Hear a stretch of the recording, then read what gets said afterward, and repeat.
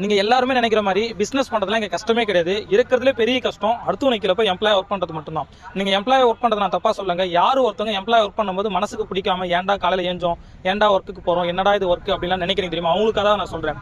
நீங்க ஒரு 50 வருஷம் 60 வருஷம் 40 வருஷம் ஒரு கம்பெனில எம்ப்ளாய் ஒர்க் பண்றதுக்கு வெறும் ஒரு 6 மாசம், குறைஞ்சபட்சம் ஒரு 6 மாசம், அப்படி இல்லைன்னா ஒரு வருஷம் கூட நீங்க உங்களுக்கான ஒரு பேரை கிரியேட் பண்றதுக்கோ இல்ல கம்பெனி கிரியேட் பண்றதுக்கோ நீங்க ஒரு 6 மாசம் 1 வருஷம் மட்டும் நீங்க உழைச்சா போதும்.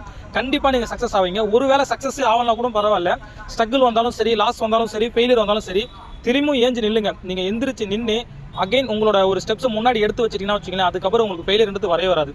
ஸோ இதுதான் இங்க எல்லாருக்குமே நடக்கிற ஒன்று. என்னன்னா ஸ்டார்டிங் டைமில் எல்லாருக்குமே ஸ்ட்ரகிள் வரும், லாஸ் வரும், ஃபெயிலியர் வரும். பட் யாரு ஒருத்தவங்க அகைன் எழுந்து நிற்கிறாங்களோ அவங்களால மட்டும்தான் சக்ஸஸ் பண்ண முடியும். அவங்களுக்கு தான் நெக்ஸ்ட் ஸ்டெப்ஸ் எல்லாம் ஈஸியாக அமையும். ஸோ நல்லா புரிஞ்சுக்கங்க. எந்த விஷயம் பண்ணணும்னு நினைச்சாலும் இறங்கி பண்ணுங்க. ஸ்ட்ரகிள் வந்தாலும் சரி, லாஸ் வந்தாலும் சரி, அந்த டைமில் பேலன்ஸ் பண்ணி நில்லுங்க. எந்த ஒரு காரணத்தை கொண்டு விட்டு மட்டும் போயிடாதீங்க. இறங்கி ஆடுங்க. இது நம்ம காலம், அவ்வளோதான். கிடைக்கிற ஒரு செகண்டும் உங்கள் மைண்டில் என்ன தோணுதோ அதை பண்ணுங்க. அது சக்ஸஸோ ஃபெயிலியரோ அதெல்லாம் அப்புறமேட்டு பார்த்துலாம். பட் பண்ணாமல் மட்டும் இருந்துடாதீங்க. பண்ணாமல் இருந்தால் உங்களுக்கு ரொம்ப கஷ்டம். ஸோ இறங்கி பண்ணுறதுக்கு பாருங்க. பண்ணாலே மோஸ்ட்லி உங்களுக்கு சக்ஸஸ் தான் வரும். சக்ஸஸ் வரலனாலும் பரவாயில்ல. என்ன தப்பு பண்ணுறீங்க யூட்டிலைஸ் பண்ணி அகைன் ட்ரை பண்ணுங்க.